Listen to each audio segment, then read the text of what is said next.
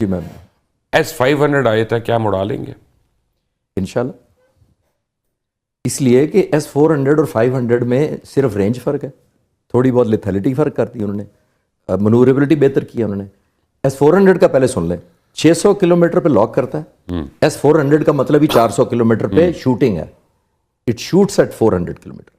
मुबशर साहब आप एविएटर हैं, मार्क 15 पे ट्रैवल करता है जहाज। उफ तौबा, अस्तगफिरुल्लाह। मार्क 15 इज फॉर आपके व्यूअर्स के लिए 17,000 किलोमीटर पर आवर की स्पीड से ट्रैवल करता है टुवर्ड्स द इनकमिंग टारगेट। तो उसको मारना, जब मैं कहता हूं सुइसाइड है, तो आप बताएं फाइटर जहाज 1000 किलोमीटर पे जा रहा होगा, आपकी तरफ आने वाला मिसाइल 17,000 किलोमीटर पे आ रहा है। तो 17,000 किलोमीटर 17 टाइम्स आपकी स्पीड ज्यादा है, उसको जाके हिट करना है, तो फिर इंशाल्लाह S500 भी कुछ नहीं, इंशाल्लाह। और ये जो F35 ले रहे हैं, पहले ले ले फिर ज्यादा एक और प्रोग्राम कर लेंगे, इसलिए कि उनको ना, लेकिन क्यों नहीं ले रहे, पहले उस पर बात कर ले, व्यूअर्स को पता है। मैं आपको एक बात बताऊं व्यूअर्स, F35 जो है ना वो बड़ा समोसा है। मैं आपको बता रहा हूं, अगर तेजा समोसा है, ये बहुत बड़ा समोसा है। इनको अल्लाह करे कि ये ले, इनका बेड़ा गर्क हो जाएगा F35 लेके। मैं तो बिलीव करता हूं ये। देखिए F35 आपने सुना होगा 3-4 साल पहले ऑफर हुआ था, शायद ट्रम्प की पिछली हुकूमत में ऑफर हुआ था कि जी बस आ रहा है जी, लेने वाले ले। क्यों नहीं लिया था? एक वजह यह थी कि उसको एक इंडक्ट करना is a very big challenge, और खासतौर पे अब ट्रैक रिकॉर्ड इंडियन एयरफोर्स का देख के 30 लाख रुपए 1 घंटे की सॉटी है, उसकी कीमत है 1 घंटे की। तो आप पूरा स्क्वाड तो जिस दिन उड़ाएंगे तो 30 लाख मल्टीप्लाई कर लें, और रोजाना उड़ाएंगे, महीना उड़ाएंगे, साल उड़ाएंगे, तो देख लें। उन्होंने कहा हम अफोर्ड ही नहीं कर सकते, पहली बात। उस पर SDs बड़ी लगती हैं। वो तो हर 1 घंटे के बाद आ रही है उस पर। आप आज चक्कों के मूड में। नहीं, मैं बता रहा हूं आपको, मुझे मैं तो कहता हूं लोगों को सच बोले, हम उनको बताएं, हम उनको पावर कराएं। F35 is a very big challenge. एक बात, उसकी मेंटेनेंस बहुत महंगी है। और देखें F35 स्टैंड लोन में कुछ नहीं गिनता उस जहाज को, जब तक वो इंटीग्रेटेड नहीं है। हमने J10 को क्या किया, इंटीग्रेट किया। हमारे एयरफोर्स चीफ की तकरीर उठाकर देख लें, मार्च 2022 की, जिस दिन इंडक्ट हुए हैं, जब ये 10 मार्च को, he said I will operate them through multi-domain operations. I will operate them through a one kill picture. I will orchestrate the upcoming war. ये मैं पुरानी बातें कर रहा हूँ। तो अल्हम्दुलिल्लाह जब किसी लीडर की विजन होती है तो वो अमल दरामद होता है। अगर इंडियन एयरफोर्स चीफ ही मायूस है, हम कितनी दफा बात कर चुके हैं, तो आपने बिल्कुल ठीक कहा कि आपकी डिसअपॉइंटमेंट। लेकिन अगर आप अपनी फोर्स से झूठ बोलते रहेंगे तो आपकी रिस्पेक्ट क्यों करेगा? कोई रिस्पेक्ट नहीं करेगा, क्योंकि जिस दिन मुझे एयरफोर्स चीफ मेरे स्क्वाड्रन में आए और वो कह चुका हो कि 10-12 जहाज मारे हैं, क्योंकि आप लाइटर मोड में कह रहे हैं, तो मैंने कहा कि कोई डक्स मारी हैं जो शिकारी मारते हैं, 10-12 डक्स मारी हैं। फाइटर जहाज 6 महीने बाद एयरफोर्स चीफ है, हाईली अनप्रोफेशनल। उस सेंस में मैं जरूर कहूंगा। अच्छा, मैं एक बात कहूं आपको, मैं बड़ा क्लियर हूं कि राफेल जो है बहुत खूबसूरत जहाज है, और ये F-16 से ज्यादा एडवांस्ड है और बेहतर है। लेकिन J-10C जो है वो राफेल से बेहतर है, और उसने उसको कैसे मारा बताएं जी। J-10 ने राफेल को कैसे मारा? देखिए कुछ चीजें मैं नहीं बता सकूंगा। नहीं, हमें उतना ही बताएं कि हमें खुश हो जाए। अब खुश हो जाए, ओके, इतना मैं बता सकूँ, क्योंकि वो मेरे से एक प्रोग्राम में नदीम मलिक साहब ने पूछा था कि बताएं S400 कैसे मारा। तो मैंने उनसे कहा मलिक साहब आप और मैं क्यूरियस हैं। मैं बता देता हूँ यहाँ पे, मैं बता देता हूँ, मैंने तो हिट देखी है उसकी जी, मैंने भी देखी है। नहीं, मैं पहले आपको ये लाइटर नोट पूरा कर। मैंने मलिक साहब को कहा कि मलिक साहब आप और मैं क्यूरियस हैं, इंडियंस डेस्परेट हैं, तो let us remain curious and let them remain desperate. जो आप J-10 की बात कर रहे हैं, देखिए ये पीस टाइम में एक चीज जरूर क्लियर करता चलूं कि J-10 का सबसे बड़ा जो एसेट था वो ये था, एयरफोर्स चीफ का फोकस था एंटी राफेल। ये एक एंटी राफेल टीम थी, let me put it one word simple, एक एंटी राफेल स्क्वाड्रन था।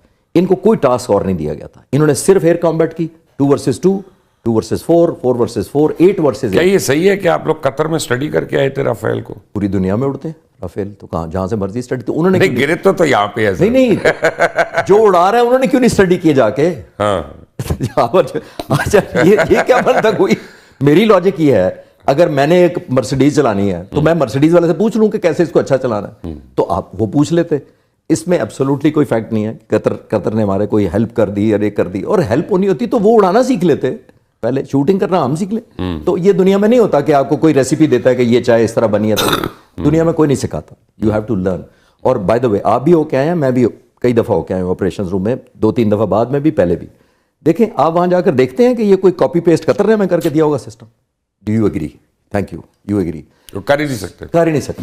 तो कतर का मैं ये नहीं कह रहा, मैं उनको लुक डाउन कर रहा हूं, उनका हमारे से 1.14.2 बिलियन डॉलर बजट है, 1.4 ट्रिलियन, तो इंडिया से भी आगे बजट है उनका। तो हम क्या बातें कर रहे हैं, उनका 85 है, उनका 114 तो ये कैसे इन्होंने अपनी रैंकिंग लगाई हुई है, number 3rd air force of the world, और ये वो ये क्या ड्रामा है? रैंकिंग होती है number of aircraft, number of वो खरीदी जा रहे हैं। तो हौसला मेजर नहीं होता, स्किल नहीं मेजर, इंटेंजिबल फैक्टर, मोटिवेशन नहीं। नमस्कार साथियों, जैसा कि आपने देखा कि यहाँ पे एक एक बात पे ये पाकिस्तानी लोग कितना झूठ बोल रहे हैं। S-400 गिराने से लेके राफेल गिरा दिया, इंडिया को डिस्ट्रॉय कर दिया। अरे भाई ऐसा लग रहा है हमने कश्मीर ही जीत लिया पूरा। इनकी ज़रा बात तो सुनो, सुन के मात्र सिर्फ हंसी आती है कि मतलब क्या गुल खिला रहे हैं, क्या समझ रहे हैं अपने आप को ये लोग कि किसको हरा दिया, क्या कर दिया। एकदम झूठ इनका आर्मी ने बोल दिया कि ये है और ये उसको मान के बैठ गए। ये नहीं कि सबूत, क्या कोई सबूत नहीं दिया उन्होंने। सबूत के नाम पे ज़ीरो। सबूत दिखा दो कहाँ पे S-400 तोड़ा है, नहीं कोई सबूत नहीं है। भारत ने जहाँ जहाँ हमला किया उसको सबूत दिया, और ये भिखारी देश कोई सबूत नहीं दे रहा। ऐसा ही है, आप इस वीडियो को मात्र देखिए और सुन के हंस जाइए। इनकी यही औकात है। जय हिंद। मिस्ट्री साहब जो उनके फॉरेन सेक्रेटरी हैं, जब उन्होंने अनाउंसमेंट की ना जी कि आपने पाकिस्तान के अंदर ये दहशतगर्दों के ठिकाने तबाह कर दिए, तो उन्होंने कहा हमारी आर्म्ड फोर्सेज ने, उन्होंने अपनी एयर फोर्स का एक मरतबा भी जिक्र नहीं किया। बिल्कुल, उन्होंने इंडियन एयर फोर्स को, इसका मतलब ये हुआ कि उन्होंने इंडियन एयर फोर्स को उससे डिसऑन कर दिया। मिस्त्री साहब की आवाज भी कांप रही थी, अगर आपने गौर से सुना हो, वो डिलीवर नहीं कर पा रहे थे, कांपते हुए बता रहे। तो वो इंडियन एयर फोर्स तो मुकम्मल तौर पर आप समझो कि उनकी बेइज्जती अगर दूसरी मरतबा हुई, पहली मरतबा अभिनंदन ने करके उनकी टिंड करवा दी, और उसके बाद अब ये जो है ना, ये दोबारा प्रॉपर टिंड हो गई, और हमारा एक जहाज उसको नुकसान नहीं हुआ, हमारे किसी पायलट को नुकसान नहीं हुआ। हम गए, उनके जहाज गिराए और गिरा के वापस आ गए, बिल्कुल आराम से और मजे सोए हुए उनमें से, ठीक है। तो उनकी एयरफोर्स पर बात हुई। उसके बाद कल उन्होंने क्या किया कि उन्होंने ड्रोन्स भिजवा दिए यहाँ पे। अच्छा, इसको ना एक सिस्टम होता है, इसको कहते हैं स्वार्म ड्रोन सिस्टम। अच्छा जी, स्वार्म का SWARM, स्वार्म। अच्छा, स्वार्म की टेक्नोलॉजी ये है कि आपको 150 इकट्ठे ही आप भेज देते हैं ड्रोन्स। ठीक है, आप मुख्तलिफ जगहों पे ट्रक्स लगाते हैं और उनके अंदर आपके पास ड्रोन्स होते हैं, और ड्रोन्स होते हैं, और आप एक टाइम लाइन रख के सबको एक ही वक्त में क्यू देते हैं, और उसके बाद वो सारे फ्लाई कर जाते हैं, ठीक है।